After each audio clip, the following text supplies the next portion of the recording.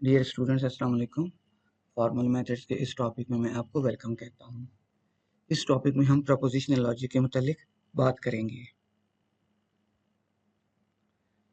तो इससे पहले कि हम कंटिन्यू करें, मैं आपको बताता चलूँ कि इस वीडियो लेक्चर और इन पीपीटी स्लाइड्स के अंदर जो भी कंटेंट्स डिस्कस किए गए हैं वो सब इस बुक से लिए गए हैं। आज हम बात करेंगे थ्री वैल्यूड लॉजिक की।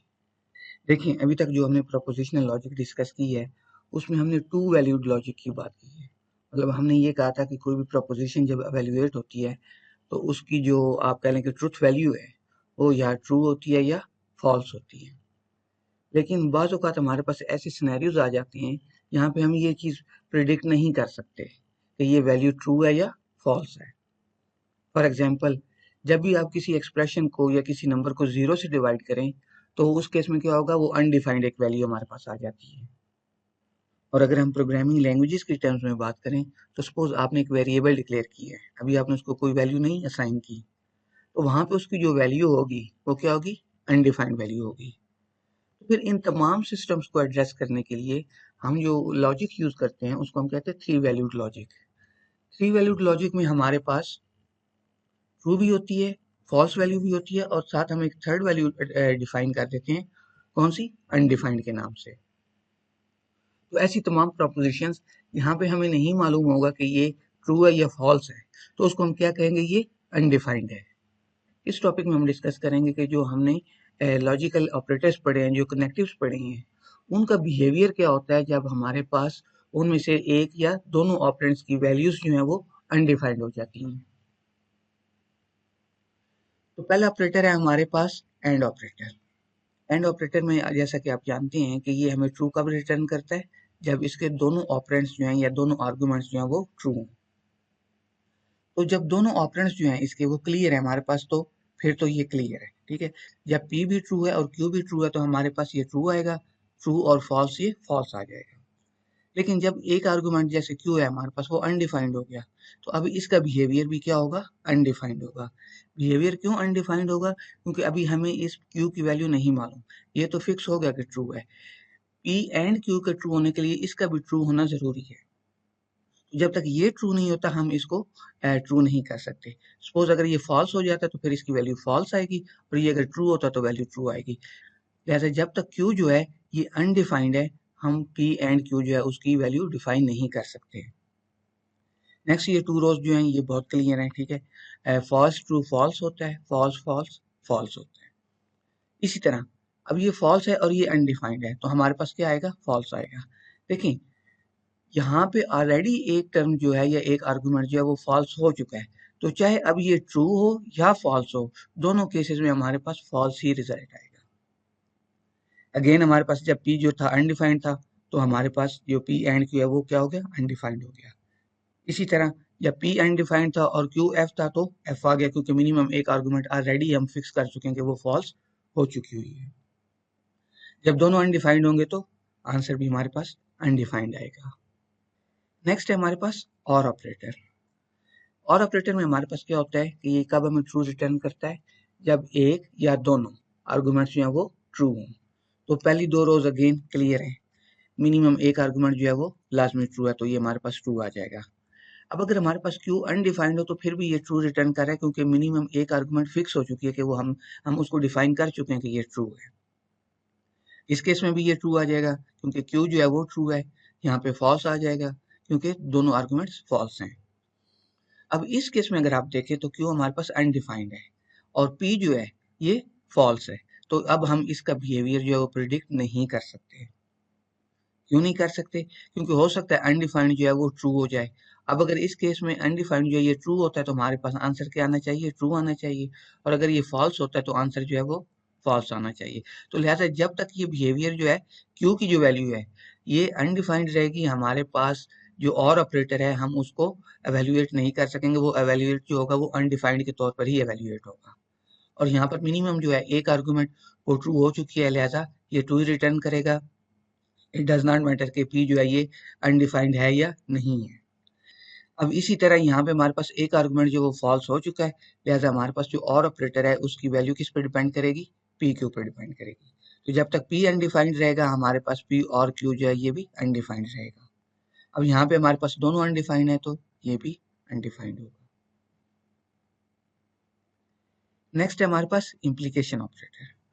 इम्प्लीकेशन ऑपरेटर के में आपको पता है कि ये कब ट्रू रिटर्न करता है, जब P और Q दोनों ट्रू हों। तो पहली रो क्लियर है, ये ट्रू रिटर्न करेगा। P ट्रू है और Q फॉल्स है तो ये हमें फॉल्स रिटर्न करेगा। अब ये P ट्रू है और Q अनडिफाइंड है तो अभी हम P इम्प्लीकेशन Q का बिहेवियर नहीं बता सकते। क्यों नहीं बता सकते? क्योंकि हमारे पास Q की वैल्यू जो है वो क्लियर नहीं है। देखिए अब यहाँ पे अनडिफाइंड है तो Q जो है या वो ट्रू हो सकता है या वो फॉल्स हो सकता है। तो जब Q ट्रू होगा तो ये हमारे पास P इम्प्लीकेशन Q ट्रू आनी चाहिए। जब ये फॉल्स होगा तो P इम्प्लीकेशन Q जो है ये फॉल्स होनी चाहिए।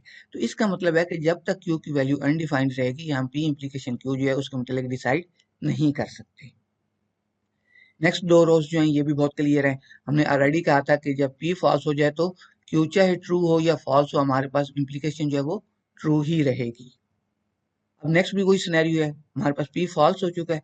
अब चाहे Q जो है ये बेशक अनडिफाइंड है तो हमारे पास जो इम्प्लीकेशन है उसने ट्रू ही रहना है। क्यों ट्रू रहना है? क्योंकि Q जो है हमारे पास अनडिफाइंड है तो आइदर ये ट्रू होना है या इसने फॉल्स होना है। तो चाहे ये ट्रू रहे, फॉल्स रहे, अनडिफाइंड रहे, हमने ऑलरेडी कहा था कि जब P फॉल्स होगी तो हमारे पास इम्प्लीकेशन जो है वो ट्रू ही रिजल्ट करेगी। अब जब P अनडिफाइंड हो गया तो फिर क्या होगा? क्यों हमारे पास यहाँ पे क्या है? ट्रू है तो हमारे पास क्या आएगा? ट्रू आएगा। उसकी रीजन क्या है? देखें जब P अनडिफाइंड हुआ है तो इसका मतलब क्या है? इसका मतलब ये है कि यहाँ P की वैल्यू ट्रू होनी है या फॉल्स होनी है। इन दोनों में से कोई होनी है, अभी हमें उसका नहीं पता। तो जब ये ट्रू होनी है, ट्रू और ट्रू उसने भी ट्रू रिटर्न करना है। और अगर ये फॉल्स होती है तो फॉल्स और ट्रू वो भी ट्रू रिटर्न करता है। तो इसका मतलब है बेशक हमारे पास P की वैल्यू जो है वो अनडिफाइंड भी रहे, हमारे पास इम्प्लीकेशन जो है वो हमेशा ट्रू ही रिटर्न करेगी। और यहाँ पे अगर आप देखें तो हमारे पास P अनडिफाइंड है लेकिन Q फॉल्स हो चुका है। अब यहाँ पे हम उस वक्त तक इम्प्लीकेशन नहीं डिसाइड कर सकते जब तक कि हमारे पास P की वैल्यू क्लियर नहीं हो जाती। क्यों? क्योंकि देखें अगर यहाँ पे P ट्रू होता है तो ट्रू फॉल्स इसने फॉल्स होना है, और अगर P जो है ये फॉल्स होता है तो फॉल्स फॉल्स इसने ट्रू होना है। तो इसका मतलब ये है कि जब तक P की वैल्यू क्लियर नहीं होगी हम Q ये P इम्प्लीकेशन Q जो है इसको क्लियर नहीं डिक्लेयर कर सकते। और जब दोनों अनडिफाइंड होंगी तो डेफिनेटली हमारे पास आंसर जो है वो अनडिफाइंड ही आएगा। नेक्स्ट है इक्वलेंस ऑपरेटर। इक्वलेंस ऑपरेटर आपको पता है जब दोनों इसके आर्गुमेंट्स वो इक्वल हों। तो इस केस में इसने ट्रू रिटर्न किया, फॉल्स रिटर्न किया। अब एक तो ट्रू हो गया लेकिन दूसरा अनडिफाइंड है, तो इसलिए अभी हम जो है P इक्वलेंस Q इसको डिसाइड नहीं कर सकते। क्यों नहीं कर सकते? क्योंकि अगर इसने ट्रू होना है तो फिर ये हमारे पास ट्रू आएगा, अगर अनडिफाइंड वैल्यू ने फॉल्स होना है तो इसने फॉल्स आना है। तो डिपेंड करता है कि Q की वैल्यू क्या होती है, लेकिन जब तक Q की वैल्यू हमारे पास अनडिफाइंड रहेगी हम P इक्वलेंस Q जो है उसको डिसाइड नहीं कर सकेंगे। नेक्स्ट दो वैल्यूज क्लियर है। इस तरह अगेन हमारे पास अनडिफाइंड है तो हमारे पास जो इक्वलेंस है वो अनडिफाइंड रहेगी। तो इक्वलेंस के अंदर जब तक एक आर्गुमेंट जो है या दोनों आर्गुमेंट्स क्लियर नहीं होते आपके पास इक्वलेंस जो रहेगी वो अनरिजॉल्व रहेगी, वो अनडिफाइंड ही रहेगी। ठीक हो गया जी। नेक्स्ट है एक्सक्लूसिव और ऑपरेटर। एक्सक्लूसिव और ऑपरेटर क्या करता है, इसके सिमेंटिक्स क्या है कि ये एक आर्गुमेंट जो है उसको ट्रू होना चाहिए। अब यहाँ पे जब दोनों आर्गुमेंट्स ट्रू हो गए तो इसने हमें क्या रिजल्ट किया? फॉल्स। यहाँ पे एक आर्गुमेंट ट्रू हुआ तो ये क्या हो गया? ट्रू हो गया। अब एक आर्गुमेंट जब ट्रू हुआ और क्यू जो है अनडिफाइंड है तो हमारे पास बिहेवियर अनडिफाइंड रहेगा। उसकी रीजन क्या है? देखिए हमने क्या कहा है कि एक्सक्लूसिव और क्या इंश्योर करता है कि एक आर्गुमेंट ट्रू हो। अब जब ये अनडिफाइंड है हो सकता है ये ट्रू हो जाए, जब इसने ट्रू होना क्यू ने तो इसने हमारे पास एक्सक्लूसिव और ने फॉल्स रिटर्न करना है, और जब इसने फॉल्स होना है तो इसने ट्रू रिटर्न करना है। तो इट मीन्स कि जब तक क्यू की वैल्यू अनडिफाइंड है हम पी एक्सक्लूसिव और क्यू जो है इसको डिसाइड नहीं कर सकते, ये अनडिफाइंड ही रहेगा। नेक्स्ट जो दो वैल्यूज हैं क्लियर है, हमारे पास ऑलरेडी वैल्यूज हैं। अब अगेन यहाँ पे भी अनडिफाइंड है, यहाँ पे भी अनडिफाइंड, अनडिफाइंड और अनडिफाइंड। तो एक्सक्लूसिव और के केस में हमारे पास क्या होगा, जब तक एक या दोनों आर्गुमेंट्स अनडिफाइंड रहेंगे एक्सक्लूसिव और का जो बिहेवियर है ओवरऑल वो भी अनडिफाइंड ही रहेगा। नेक्स्ट है हमारे पास नेगेशन ऑपरेटर। नेगेशन ऑपरेटर क्या करता है? वैल्यू को इन्वर्स कर देता है।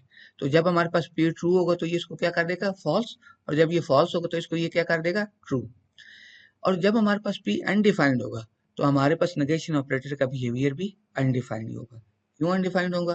क्योंकि अगर ये पी ट्रू होता है तो इसने इसको फॉल्स करना है, और अगर ये फॉल्स होता है तो इसने इसको ट्रू करना है। ठीक है, तो जब तक हमें पी की वैल्यू कंफर्म नहीं होती, हमने उसके नेगेशन जो है या उसका जो नेगेशन ऑपरेटर है उसका बिहेवियर डिफाइन नहीं कर सकेंगे। ये हमने कुछ ऑपरेटर्स डिस्कस किए हैं कि उनका बिहेवियर कैसा होता है जब हमारे पास उनकी जो वैल्यूज हैं वो अनडिफाइंड हो। तो मुझे उम्मीद है कि इन टॉपिक्स की आपको समझ आ गई होगी। अल्लाह हाफिज।